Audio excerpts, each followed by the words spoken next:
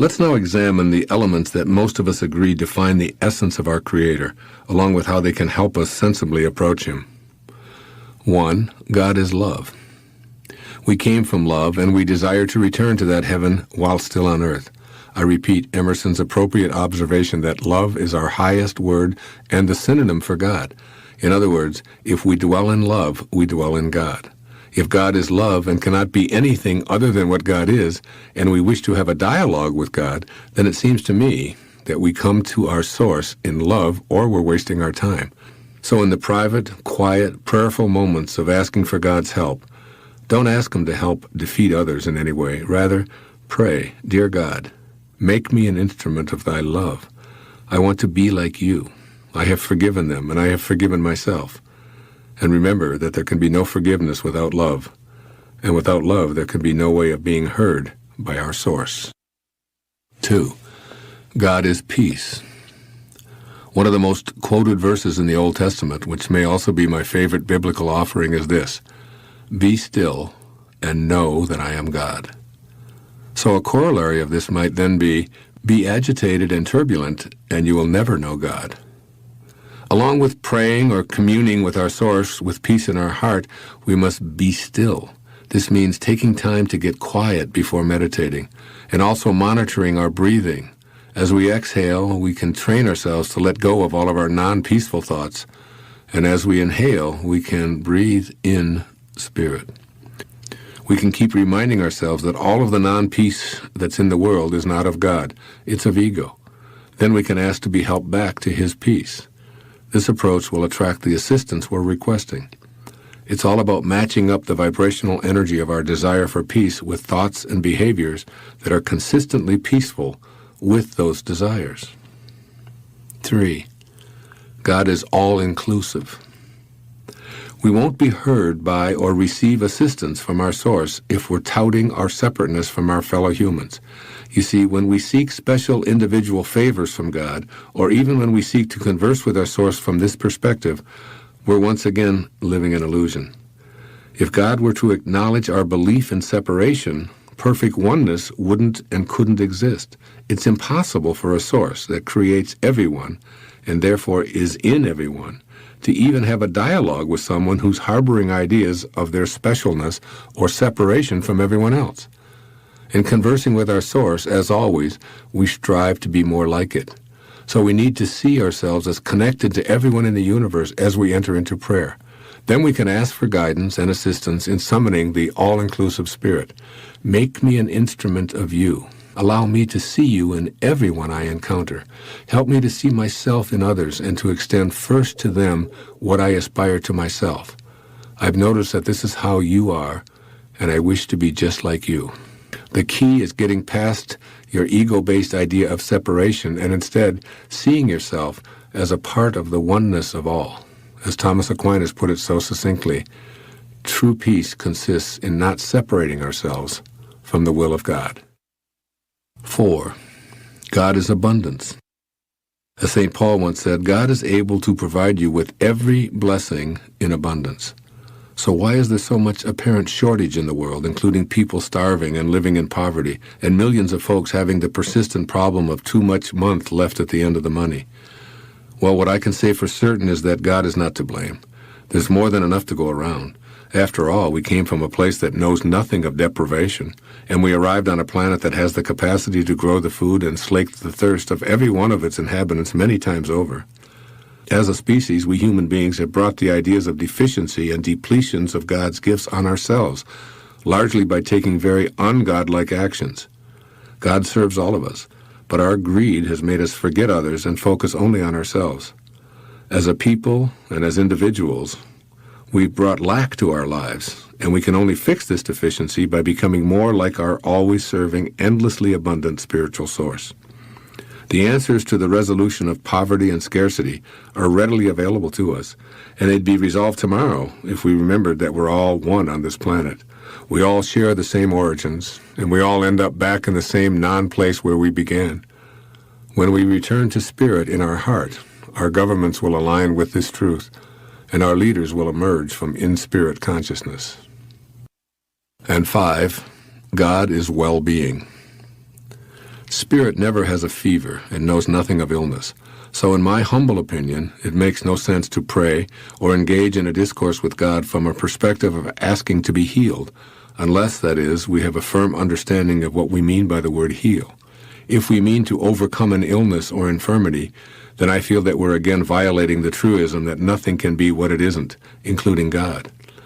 On the other hand, if we use the word heal to mean reconnecting to our source of well-being, then we're open to the potential of receiving assistance to overcome any infirmity. And that's how I use the word. I never asked God to help me to get over a feeling of sickness. Even when I had a minor heart attack 5 years ago, I asked to be made an instrument of God's well-being. I acknowledged that my body had taken on non-well-being, be it from my lifestyle, diet, and habits, or the toxins I breathe in and out, whatever. It was not of God, it was of me in this physical world, and I prayed to be reunited to a stream of well-being. I knew that I was a piece of God, and it was just as easy for him to heal a cut on my finger as it was to restore my heart to a healthy state. Since I knew that God's healing power was within me, I just needed to help my body remember this. In order to cultivate your witness, you need to learn to observe your reactions in order to go beyond them. It is the going beyond that is the crux of the sacred quest. There are many ways that you can use the observation process. Here are a couple of them that are very important. The first is observing your body. This is one of the areas of being the witness that most of us have practiced somewhat. In general, we allow our body to function without interference. We are aware that there is the body and that there is a ghost in the machine, if you will. For as long as you can remember, you have been observing this phenomenon of a body.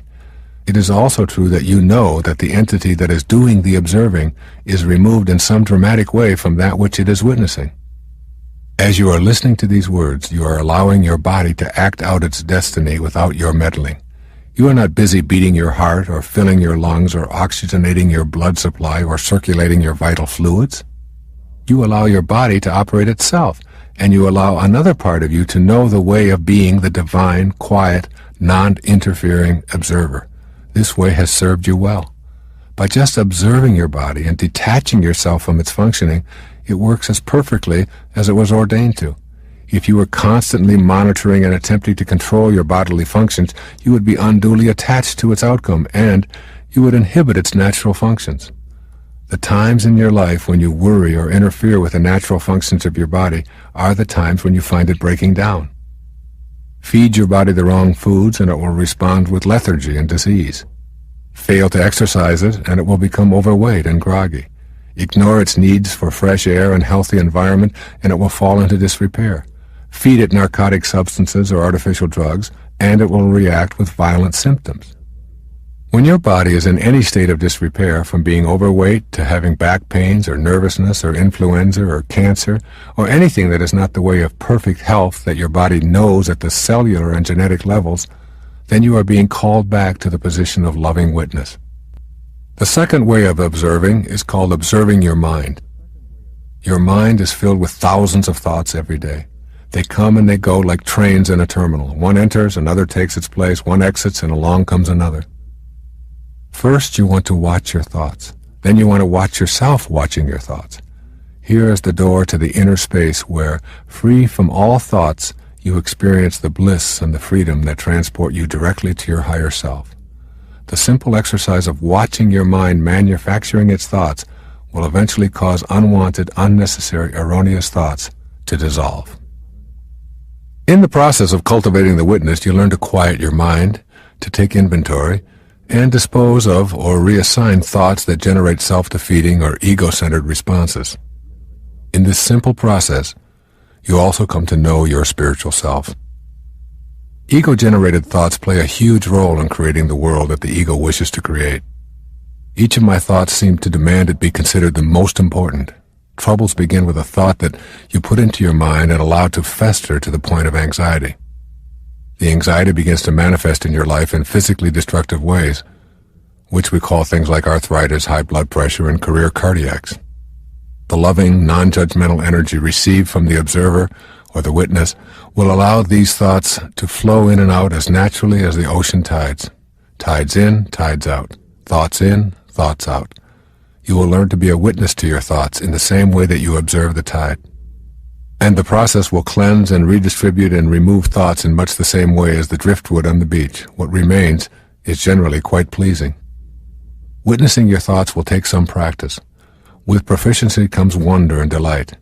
Trauma is dissolved in the thinking stage and prevented from manifesting into your everyday world. Begin to notice the noticer. As you take note of your worlds, both inner and outer, begin to familiarize yourself with the noticer who is behind that which is being noticed. If you do this several times each day, you will begin to see that you are much more than just a body and mind going through the programmed motions of your life. Your realization of your true self as the witness behind that which is being witnessed will bring you a new dimension of creativity and bliss. Try on this exercise. Think of something that has been bothering you for a long period of time. Now go to a quiet place and close your eyes. Just see the problem surfacing on the blank screen in your consciousness.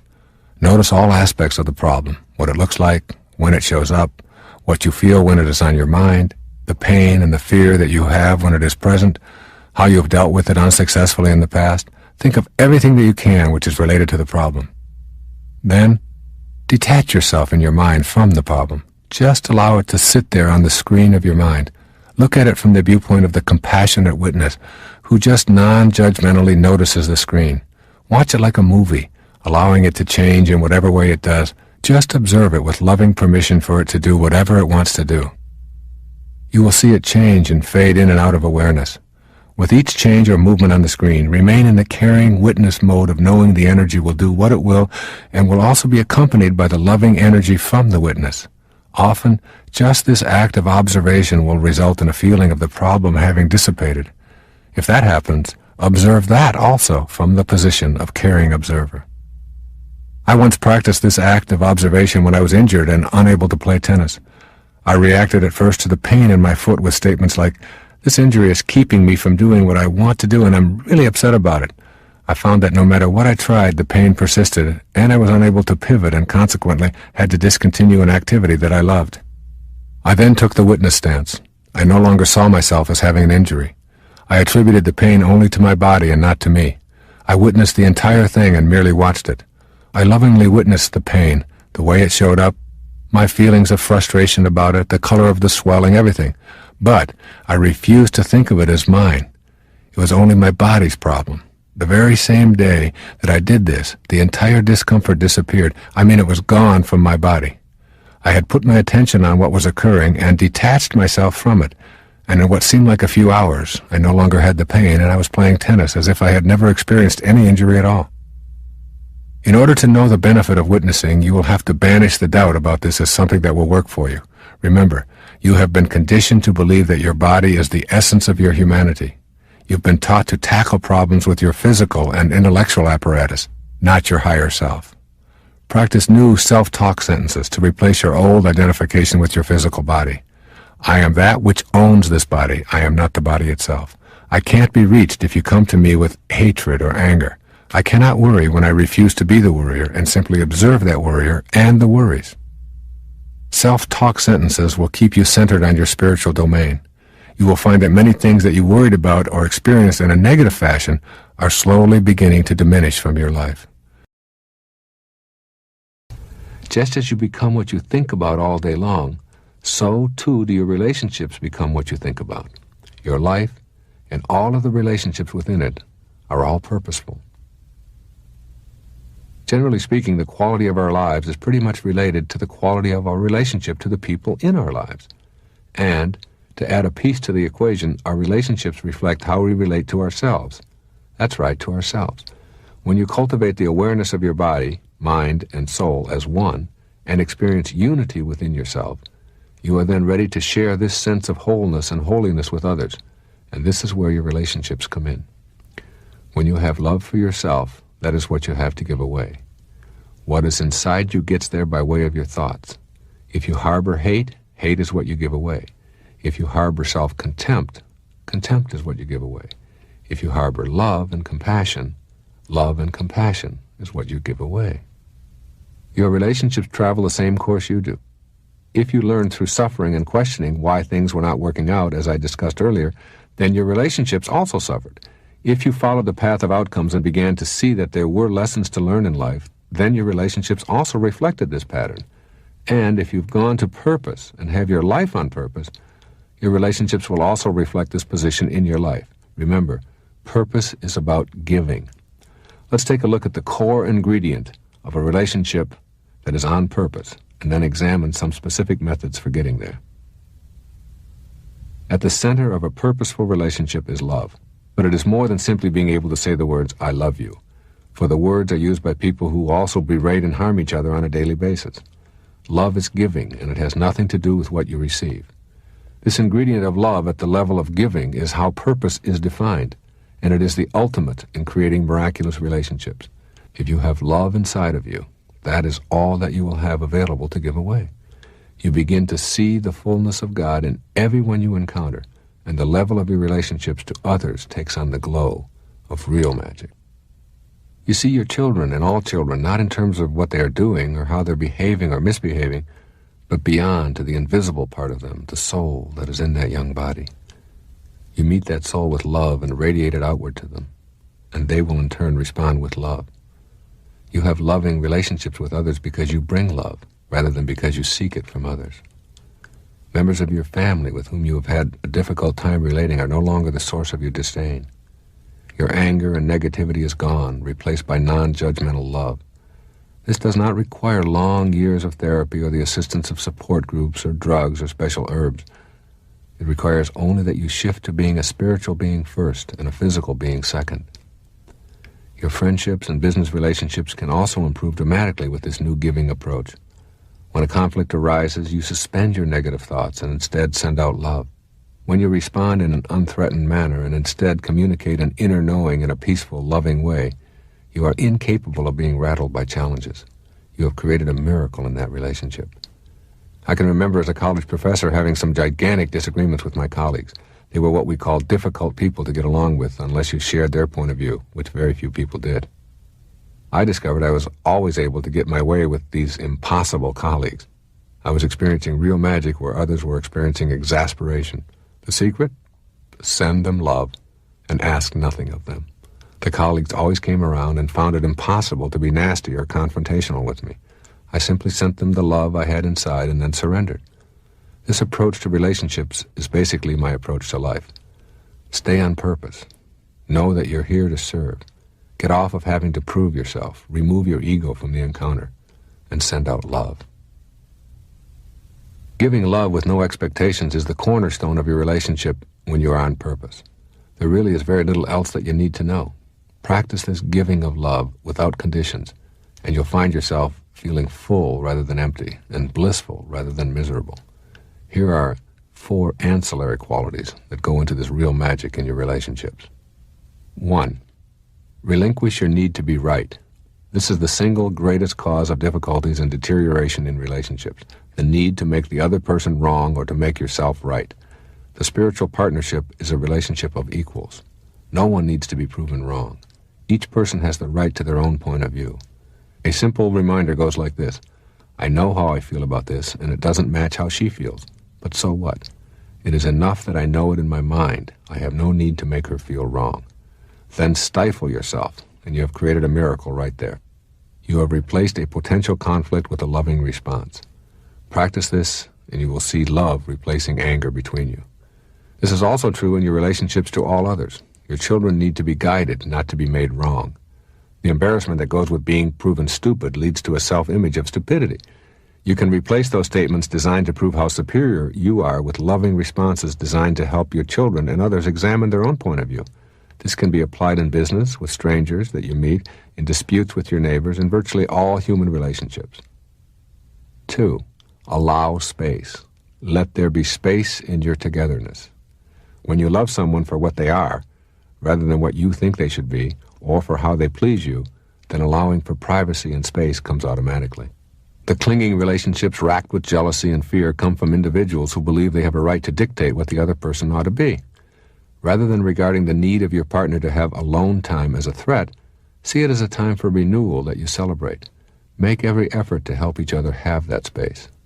The irony is, the more space you allow and encourage within the relationship, the more the relationship will flourish. 3. Eliminate the idea of ownership. Seek to enjoy each other, not to possess each other. No one wants to feel owned. No one wants to feel like a possession. No one wants to be dominated or controlled. We all show up here with a purpose, and that purpose gets thwarted when any human being attempts to interfere with our heroic mission. Ownership is the greatest inhibitor to feeling a sense of purpose and mission in one's life. You don't have the right to tell the people with whom you are in a relationship what they ought to be doing while they're here on earth. That is only between each person and their soul. You may succeed in imprisoning another, and you may have a marriage that lasts for 60 years, but you do not have a loving relationship if either partner feels owned or like a possession. This is the lesson I had to learn the hard way. It cost me dearly. A painful divorce and many unpleasant hours in hostile conflict. Today, I can't even conceive of the idea that I could own my wife. She is her own person, and my own relationship to her is based upon acknowledging that in her. It is indeed reciprocal. It came about through giving, not demanding, through respect, not criticism. Number 4, you do not have to understand. What a great lesson this is in learning how to make all relationships work at a magical level. You simply do not have to understand why someone else would want to do and think the way they do. The fact that you are willing to say, I do not understand, and that is fine, is the greatest understanding you could exhibit. You are together not to understand each other, but to aid each other in living a life at purpose. These are the qualities that make for a purposeful relationship. They all orbit around the planet of unconditional love. Get to this place, and you will begin to see results in all of your relationships.